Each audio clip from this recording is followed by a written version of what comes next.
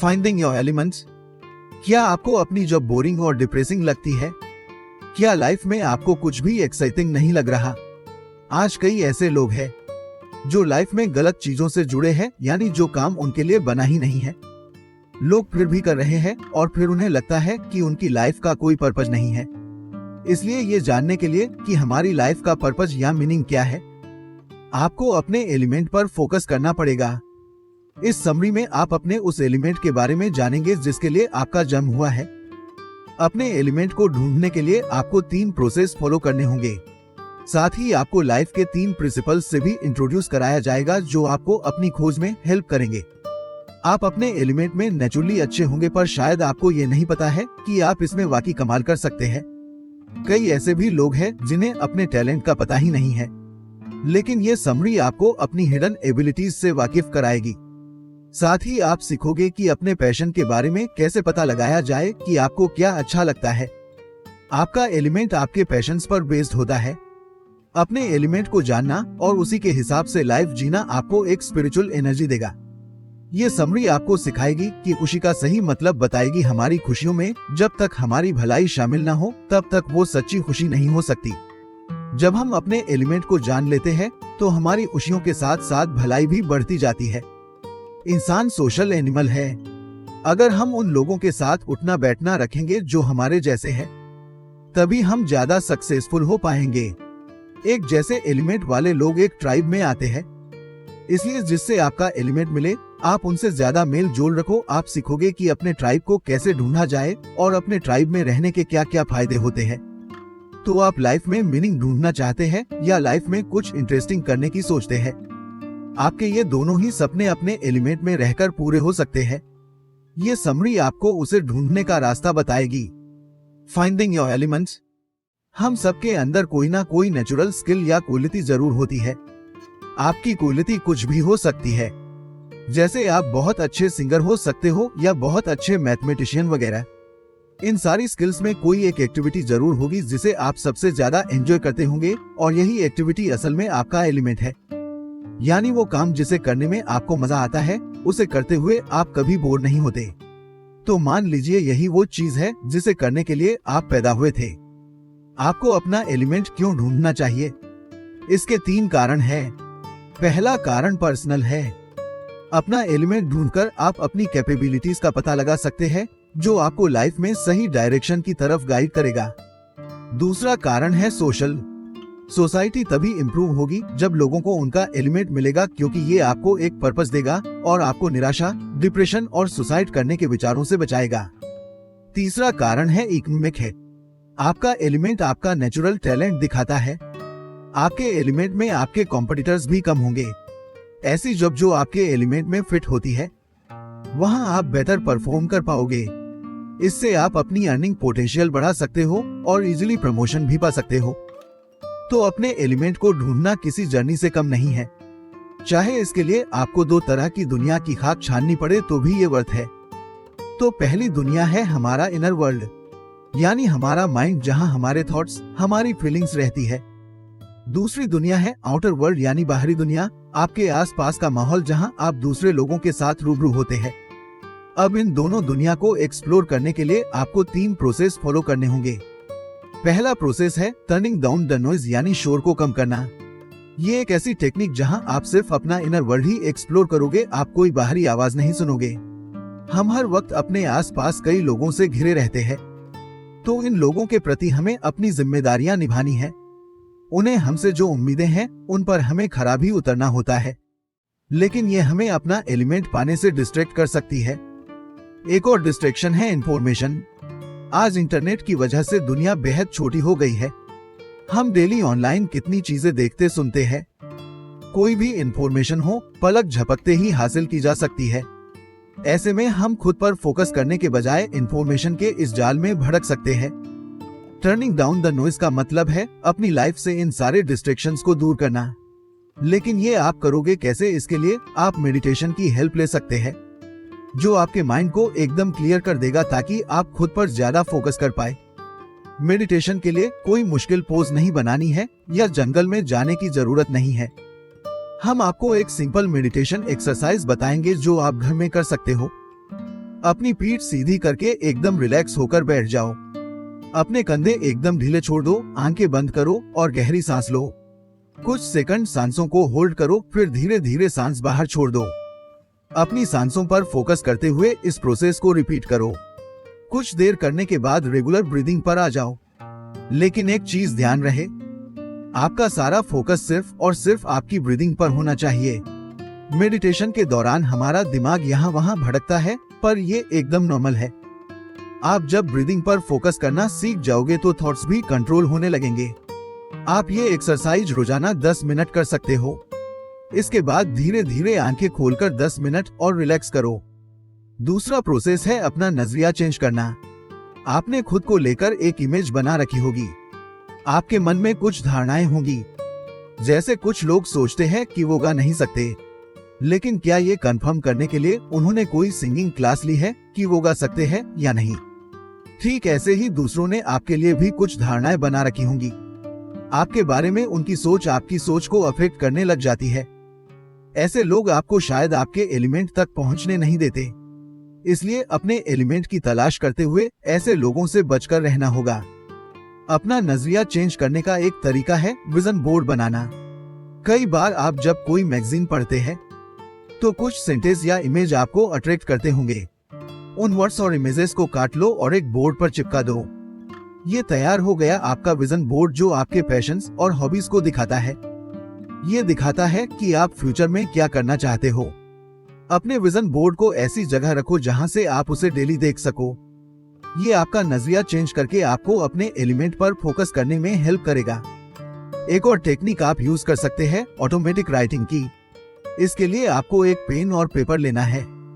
अब आराम से बैठकर डिसाइड करो कि आप किस थीम पर लिखना चाहते हो।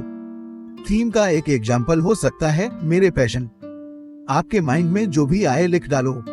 स्पेलिंग मिस्टेक, पंक्चुएशन या ग्रामर की टेंशन मत लो। 5 मिनट तक बिना रुके लिखते रहो। एंड में आपके पास अपने पर्सनल थॉट्स से भरा एक डॉक्यूमेंट होगा। इसे पूरा पढ़ो और जो इम्पोर्टेंट लगे उसे हाईलाइट करो। जूली कैमरून एक ऑथर है जो ऑटोमेटिक राइटिंग अलग तरह से यूज करती है। हर सुबह नींद से उठने के बाद पहला काम वो ये करती है कि जो भी मन में आए उसे लिख लेती है। उनकी ऑटोमेटिक राइटिंग की कोई थीम नहीं होती। जूली ये इसलिए करती है ताकि उनके माइंड से रैंडम थॉट्स निकल जाए। फिर उसके बाद वो अपने दिन भर के काम पर ठीक से फोकस कर पाती है। इस टाइप की राइटिंग में जब आप सब कुछ लिख लें उसके बाद आपको पेपर नहीं देखना है। अपने एलिमेंट को ढूंढने का तीसरा प्रोसेस है कि आप कोशिश करते रहो, यानी आउटर वर्ल्ड को एक्सप्लोर करना। नए लोगों से मिलो और नई नई एक्टिविटीज ट्राई करो, वरना आप कभी अपने एलिमेंट तक पहुंच ही नहीं पाओगे। इन सारे प्रोसेस को शुरू करने से पहले आपको 3 प्रिंसिपल मालूम होने चाहिए। ये प्रिंसिपल आपको अपनी खोज में गाइड करेंगे। ये आपको उन चैलेंजेस को फेस करने में हेल्प करेंगे जो आपके सामने आएंगे। पहला प्रिंसिपल है कि आपकी लाइफ यूनिक है। इससे पहले आपके जैसी लाइफ किसी ने नहीं जी है और ना ही कोई आगे जिएगा। दूसरा प्रिंसिपल है कि आप अपनी लाइफ खुद क्रिएट करते हो। क्रिएटिविटी और इमेजिनेशन ऐसी चीजें हैं जो इंसान को जानवरों से अलग करती है। हम खुद को डेवलप करने के लिए अपनी यूनिक स्किल्स यूज करते हैं। आप अपनी इमेजिनेशन और क्रिएटिविटी यूज करके अपनी लाइफ को शेप दे सकते हो। तीसरा प्रिंसिपल यह है कि लाइफ ऑर्गेनिक है। इसका मतलब यह है कि लाइफ के बारे में कुछ भी पहले से कहा नहीं जा सकता। हमारी लाइफ इस बेसिस पर बना है कि हम अपने डेली लाइफ की अलग अलग सिचुएशन में कैसे रिस्पॉन्ड करते हैं। इसका बेस्ट एग्जाम्पल है डेविड ओगिलवी की लाइफ। डेविड ओगिलवी, जिन्हें फादर ऑफ एडवर्टाइजिंग कहा जाता है। वैसे डेविड शुरुआत से ही सेल्स पर्सन नहीं थे। पहले वो पेरिस में शेफ हुआ करते थे। उनका सेल्स करियर तो तब स्टार्ट हुआ जब उन्होंने स्कॉटलैंड में कुकिंग स्टोव बेचने शुरू किए। स्टोव बेचते हुए उन्होंने एक सेल्स मैनुअल लिखी थी जो बाद में बेस्ट सेल्स मैनुअल के तौर पर पॉपुलर हुई। उनकी सेल्स मैनुअल पब्लिश होने के बाद लंदन की एक एडवर्टाइजिंग एजेंसी ने उन्हें हायर कर लिया। इस फील्ड में डेविड को खूब सक्सेस मिली। बाद में वो एक सर्वे ऑर्गेनाइजेशन में काम करने के लिए अमेरिका चले गए। वर्ल्ड वॉर 2 के दौरान डेविड ने ब्रिटिश इंटेलिजेंस सर्विस ज्वाइन की। जब वॉर खत्म हुई तो वो किसान बन गए। 10 सालों तक डेविड अमेरिका के ईस्ट कोस्ट में फार्मिंग कम्युनिटी में काम करते रहे। उसके बाद वो न्यूयॉर्क वापस आए और मेथर एडवर्टाइजिंग एजेंसी ज्वाइन की। 20 सालों के अंदर डेविड ने इस फर्म को दुनिया की नंबर 1 लीडिंग एडवर्टाइजिंग एजेंसी बना दिया था। आप भी अपनी लाइफ को डेविड के जैसा ही ऑर्गेनिक रास्ता दे सकते हैं, लेकिन इसका मतलब ये नहीं है कि आपको अपनी लाइफ प्लान नहीं करनी चाहिए। लॉन्ग टर्म गोल्स आपको उस चीज पर फोकस करने में हेल्प करेंगे जो आपके लिए सबसे ज्यादा इम्पोर्टेंट है। साथ ही प्लानिंग भी उतनी ही जरूरी है ताकि आप शॉर्ट टर्म गोल्स को सक्सेसफुली अचीव कर सके। What are you good at? आपका एलिमेंट आपके एप्टीट्यूड और एबिलिटीज से तय होगा। एप्टीट्यूड वो नेचुरल टैलेंट है जिसके साथ आप जन्मे हो। ये एप्टीट्यूड आपको एबिलिटीज में बदलने होंगे। एबिलिटीज के लिए एजुकेशन और प्रैक्टिस की जरूरत पड़ेगी।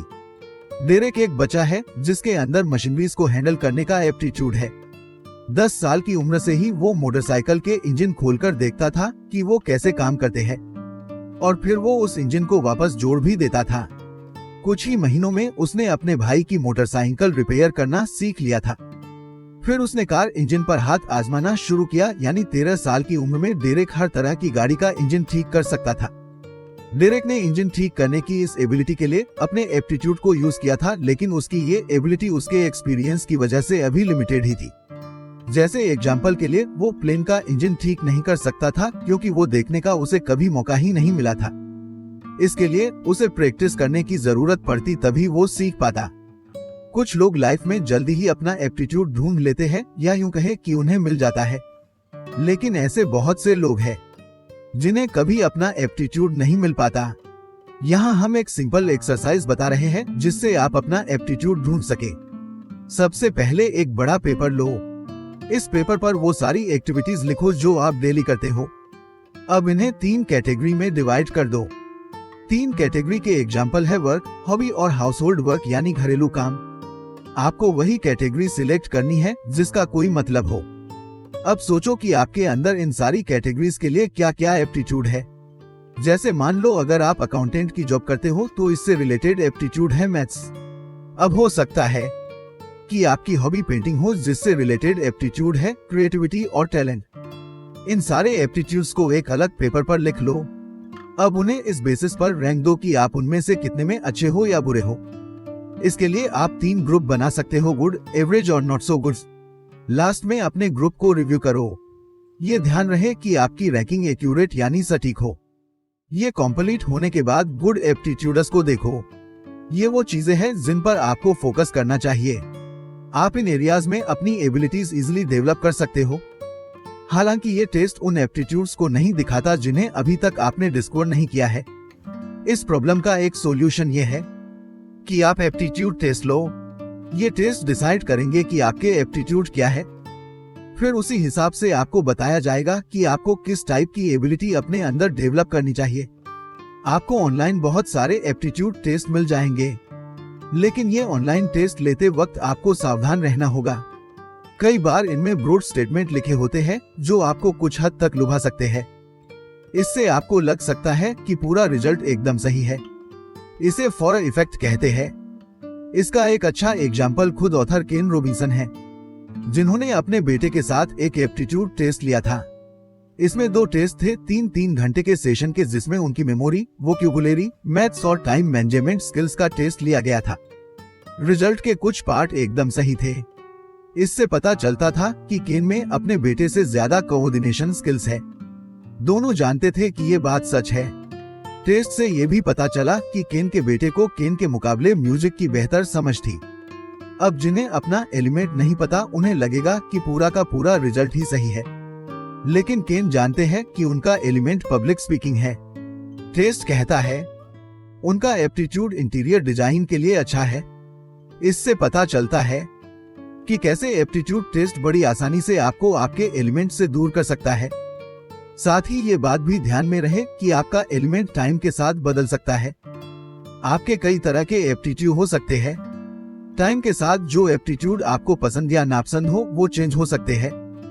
आपका एप्टीट्यूड आपको अलग अलग फील्ड में भी लेकर जा सकता है।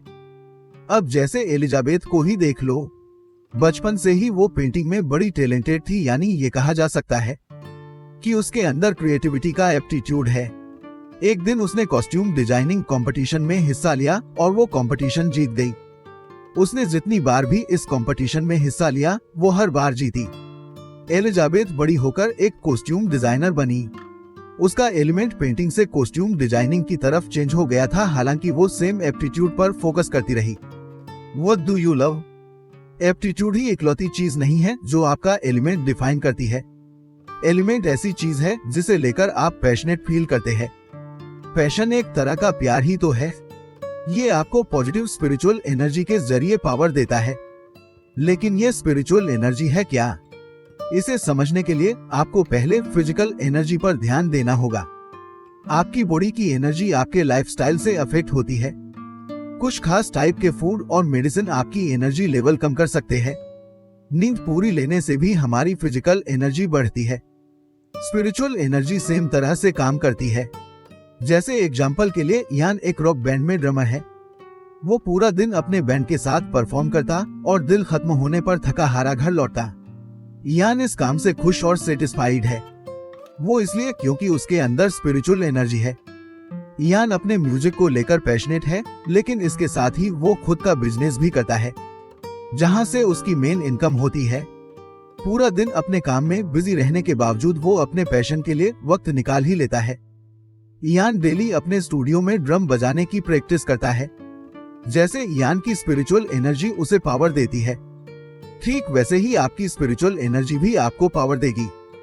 पैशन का कोई एक शेप या फॉर्म नहीं है। केन रॉबिन्सन ने ट्विटर पर इस टॉपिक पर लोगों का नजरिया जानने के लिए एक सवाल पूछा था। क्या आप किसी ऐसे इंसान को जानते हैं जिसका काम करना आप बिल्कुल भी सहन नहीं कर सकते? तो एक औरत ने कहा कि उसकी एक फ्रेंड है जो नाला साफ करने का काम करती है और उसे अपना काम पसंद है। अब जाहिर सी बात है, इस काम से ज्यादातर लोग नफरत करेंगे। एक और एग्जाम्पल है टीचिंग का। कुछ लोगों को पढ़ाने का काम एकदम बोरियत भरा लगता है, लेकिन ये उन टीचर्स से जाकर पूछो जिन्हें अपने स्टूडेंट्स को पढ़ाने में मजा आता है। रैनी पार्सन्स बचपन से ही एक टैलेंटेड गिटारिस्ट रहा है। उसके दोस्त और फैमिली मेंबर्स हमेशा यही कहते थे कि तुम एक रॉक स्टार बन सकते हो, लेकिन रैनी को ऐसा नहीं लगता कि वो म्यूजिक की फील्ड में अपना करियर बना पाएगा। 18 साल का होते ही उसने अपने सारे गिटार बेचकर मिलिट्री ज्वाइन कर ली। मिलिट्री छोड़ने के बाद रैनी ने पुलिस फोर्स ज्वाइन की। उसके अंदर इस जॉब के लिए नेचुरल एप्टीट्यूड था। रैनी के सुपीरियर उसके साथ काम करना पसंद करते थे। उसे लगातार प्रमोशन मिलते गए, लेकिन फिर भी रैनी अंदर से खुश नहीं था। जो काम वो कर रहा था उसमें उसे कभी सच्ची खुशी नहीं मिली। उसे अपने अंदर एक खालीपन हमेशा महसूस होता रहा। एक दिन रैनी ने वापस म्यूजिक की तरफ जाने का फैसला किया, लेकिन इस बार वो गिटार बजाना नहीं बल्कि बनाना चाहता था। रैनी ने एक स्टोर से कुछ टूल्स खरीदे। वो अपने बेसमेंट में गया और गिटार बनाने की प्रैक्टिस करने लगा। 2 साल तक उसने अपने बेसमेंट में काम किया और गिटार बनाना सीखता रहा। उन 2 सालों में रैनी ने एक भी गिटार पूरा नहीं बनाया था। उसके बाद उसकी मुलाकात एक फेमस गिटार बनाने वाले आदमी बोस से हुई। बोस को रैनी का पैशन देखकर बहुत अच्छा लगा। उसने डिसाइड किया कि वो रैनी को गिटार बनाना सिखाएगा। अब क्योंकि रैनी पहले गिटार बजाता था, इसलिए उसे बोस के इंस्ट्रक्शन समझने में दिक्कत नहीं हुई। बोस के अंडर में 1 साल की ट्रेनिंग लेने के बाद रैनी ने खुद का स्टोर खोला। धीरे धीरे उसका बिजनेस चल निकला और आज उसका स्टोर पार्सन्स गिटार पूरी दुनिया में फेमस है। कई फेमस रॉक गिटारिस्ट रैनी के क्लाइंट है। शायद रैनी की तरह आप भी शुरुआत में अपना पैशन ना ढूंढ पाएं, लेकिन इसका ये मतलब नहीं है कि आप हार मान लें। कुछ लोग सोचते रह जाते हैं कि उनका पैशन है क्या। शायद ही कोई इंसान होगा जिसका कोई पैशन ना हो, और अगर ऐसा कोई है तो जरूर उसे कोई मेंटल प्रॉब्लम होगी, जैसे साइकोपैथी या सोशियोपैथी। कुछ लोग ऐसी चीजें करना भी पसंद करते हैं जिसमें वो एक्सपर्ट नहीं होते, लेकिन आमतौर पर यह प्रॉब्लम की बात नहीं है। कई केस में देखा गया है कि पैशन एप्टीट्यूड से ज्यादा पावरफुल बन जाता है। वो इसलिए क्योंकि पैशन आपको और कड़ी मेहनत करने के लिए मोटिवेट करता है। पैशन आपको और भी ज्यादा क्रिएटिव बना सकता है। कई लोग ये सोचकर परेशान होते हैं कि उन्हें अपना एलिमेंट कब मिलेगा। इसे समझाने के लिए हम कह सकते हैं कि अपने एलिमेंट को ढूंढना प्यार में पड़ने जैसा है। अगर वो मिल गया तो आपकी लाइफ चेंज कर देगा। आपको एक तरह का सुकून और सेटिस्फेक्शन फील होगा। आपका पैशन क्या है, ये जानने के लिए उसे ढूंढिए। जिस एक्सरसाइज की हेल्प से आपको अपना एप्टीट्यूड मिला था, वही एक्सरसाइज यूज कीजिए। फिर से यार, अब इन कैटेगरीज को 3 न्यू ग्रुप में डिवाइड कर दो। ये ग्रुप है थिंग्स यू एंजॉय यानी वो काम जिन्हें करना आपको पसंद है, things you don't mind doing यानी जिन्हें आपको करने में कोई आपत्ति नहीं है, और things you do not enjoy यानी वो काम जिन्हें करना आपको बिल्कुल पसंद नहीं है। एक बार फिर से पहले ग्रुप में फोकस करो। ये वो एक्टिविटीज है जिन्हें लेकर आप सबसे ज्यादा पैशनेट फील करते हो। कुछ सवाल है जो आप अपने पैशंस को और क्लियर करने के लिए खुद से पूछ सकते हो। जो चीज आप एंजॉय करते हो उसमें आपको एग्जैक्टली क्या अच्छा लगता है? क्या उस एक्टिविटी को करने का कोई और तरीका भी है? जो चीज आप एंजॉय नहीं करते, क्यों नहीं करते? इन्हें और ज्यादा मजेदार कैसे बनाया जाए? What makes you happy? अगर आप लोगों से पूछे कि उन्हें लाइफ में क्या चाहिए तो वो यही कहेंगे खुशी। कुछ लोग कहेंगे कि अपने जॉब में सक्सेसफुल होना उनका सपना है, या एक हैप्पी फैमिली उनका सपना है, लेकिन उन्हें ये चीजें इसलिए चाहिए क्योंकि इससे उन्हें खुशी मिलती है। लेकिन अफसोस कि आज के टाइम में बहुत कम लोग हैं जो वाकई में खुश है। आज लोग पहले से कहीं ज्यादा अमीर जरूर है। आज टेक्नोलॉजी ने हमारी लाइफ पहले से कहीं ज्यादा आसान बना दी है, लेकिन उसी मात्रा में डिप्रेशन और सुसाइडल टेंडेंसी भी बढ़ती जा रही है। आज लोग सक्सेसफुल तो है मगर खुश नहीं है। इसकी एक वजह शायद ये हो सकती है कि लोग गलत जगह पर खुशी ढूंढ रहे हैं। हम में से ज्यादातर लोगों को लगता है कि पैसे से हम हर सुख, हर खुशी खरीद सकते हैं, लेकिन क्या ये वाकई में सच है? नहीं। यूएस में उन लोगों पर एक स्टडी की गई जिनके पास 10 मिलियन से भी ज्यादा पैसे हैं। इस स्टडी से पता चला कि उनमें से ज्यादातर लोगों का यही मानना था पैसा प्रॉब्लम सोल्व करने के बजाय और बढ़ाता है, यानी पैसा अपने साथ कई तरह की परेशानियां भी लेकर आता है। इसलिए ये खुशी पाने का जरिया तो हो ही नहीं सकता। लेकिन फिर एक सवाल और खड़ा होता है, खुशी आखिर है क्या? इसे बढ़ाया कैसे किया जा सकता है? सोंडा ल्यूबोमिर्स्की एक साइकोलॉजिस्ट है जिनका कहना है कि खुशी कोई टेम्परेरी इमोशन नहीं है, बल्कि ये एक लास्टिंग भावना है जो दिखाती है कि आपकी लाइफ अच्छी चल रही है। ऐसा कोई मौका याद करो जब आपको वाकई में बड़ी खुशी हुई थी। शायद जब आपको अवार्ड मिला था, या फिर जब आप ऑनलाइन गेम जीते थे। लेकिन खुशी की ये फीलिंग्स टेम्परेरी होती है। जब आपके साथ कुछ अच्छा हुआ तो आप खुश हुए, लेकिन सच्ची और लंबे समय तक रहने वाली खुशी आपको तभी मिलेगी जब आप अपने एलिमेंट में होंगे। यास्मीन हेलाल एक प्रोफेशनल बास्केटबॉल प्लेयर है जो करीब एक दशक से इजिप्शियन नेशनल टीम के लिए बास्केटबॉल खेल रही है। इतना ही नहीं, वो बेहद स्किल्ड बायोमेडिकल इंजीनियर भी है। उसकी लाइफ का एक दौर ऐसा भी था जब वो इस फील्ड में बेहद सक्सेसफुल रही थी। यास्मीन को ये दोनों काम पसंद है, बास्केटबॉल खेलना और बायोमेडिकल इंजीनियरिंग भी। उसे गेम्स में जीतकर जितनी खुशी मिलती है उतनी ही नई मशीन बनाकर मिलती है। हालांकि ये दोनों ही फील्ड यास्मीन की लाइफ को लंबे समय तक रहने वाली खुशी नहीं दे पाते, लेकिन इसके बावजूद वो काफी हद तक अपनी लाइफ से सेटिस्फाइड है। एक दिन 3 गरीब बच्चों ने यास्मीन से कुछ पैसे मांगे। यास्मीन ने उन पर तरस खाकर कुछ पैसे दे दिए, लेकिन वो और पैसे मांगने लगे। उस वक्त यास्मीन के पास और पैसे नहीं थे, इसलिए उसने उन्हें वादा किया कि वो उन्हें अगले दिन और पैसे देगी। इस घटना का यास्मीन पर काफी गहरा असर पड़ा। उसके आस पड़ोस में न जाने कितने ही गरीब और लाचार लोग थे, लेकिन यास्मीन का ध्यान कभी उनकी तरफ गया ही नहीं था। वो हमेशा अपने करियर में बिजी रही।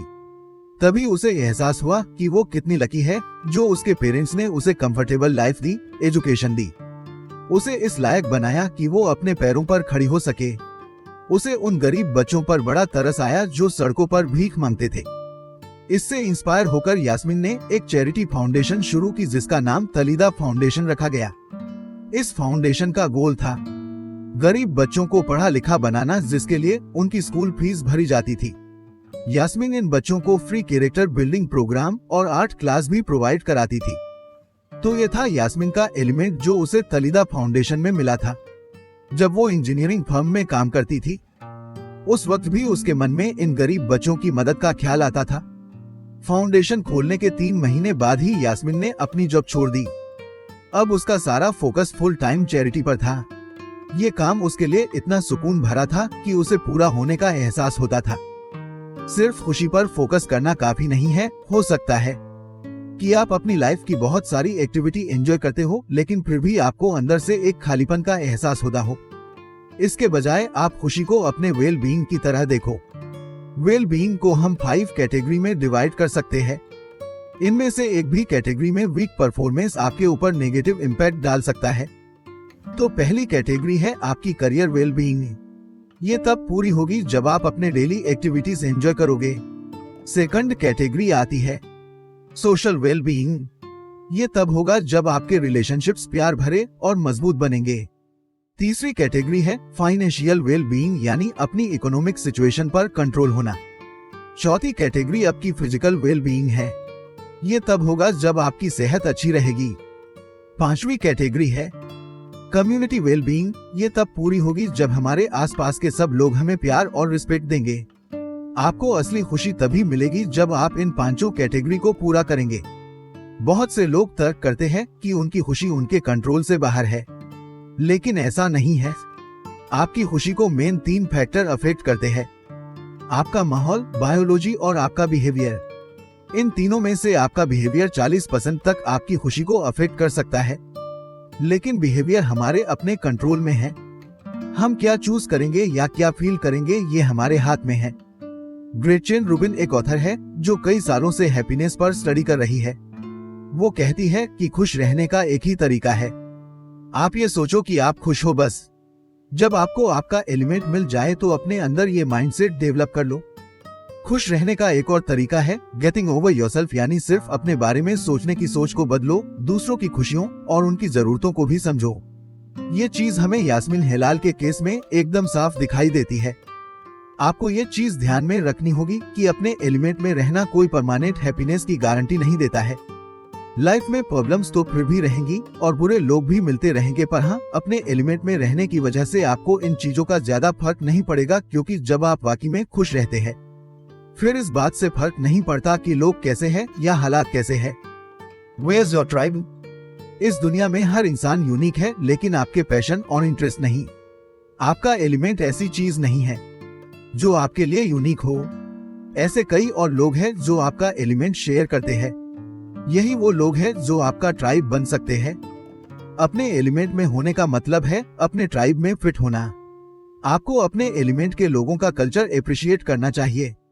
जैसे मान लो किसी काम या एक्टिविटी को लेकर आप बहुत पैशनेट है, लेकिन उससे जुड़ा कल्चर आपको पसंद नहीं है, तो इसका मतलब वो काम आपका एलिमेंट नहीं है। अब जैसे जॉन का ही एग्जाम्पल ले लो। वो फुटबॉल का अच्छा खिलाड़ी है, उसे इस गेम में एक प्रोफेशनल प्लेयर बनने का भी मौका मिला, लेकिन जॉन ने इस मौके को हाथ से गंवा दिया क्योंकि उसे प्रोफेशनल एथलीट्स का कल्चर पसंद नहीं था, बल्कि जॉन को कैजुअल टीम्स के साथ खेलने और उन्हें कोच करने में ज्यादा मजा आता है।